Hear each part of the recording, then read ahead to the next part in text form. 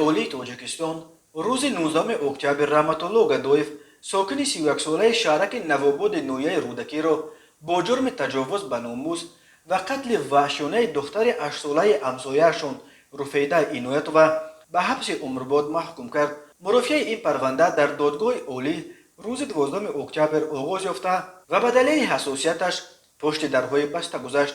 دادگاه عالی هنوز رسما اطلاعی درباره این پرونده پرسر و صدا نشر نکرده است، ولی وکیل مدافع خانواده عنایتوف و ولیجان عنایتوف پدر رفیده تصدیق کردند که دادگاه قاتل را به حبس عمرباد محکوم کرد.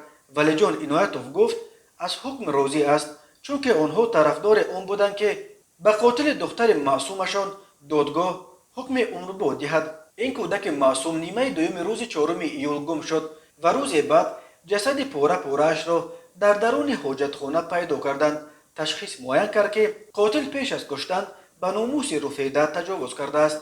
با گمان دست داشتن در این جنایت مقامات 2 روز بعد همسایه آنها رحمت الله گدایف را که بعد این حادثه به ولایت سوخت فرار کرده بود دستگیر کردند. او را در شمال تاجیکستان در منزل والدان همسرش دستگیر کردند.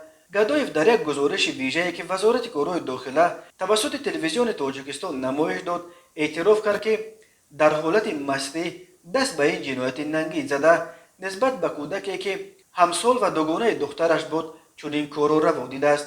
در قتل وحشیانه رفیده بسیاری ها طلب داشتند که حکم قتل را برای چنین جنایت ها برقرار کنند و به قاتل این کودک معصوم حکم قتل داده این حکم را در بین مردم اجرا کنند تا برای باقی پدافیل ها درس عبرت شود.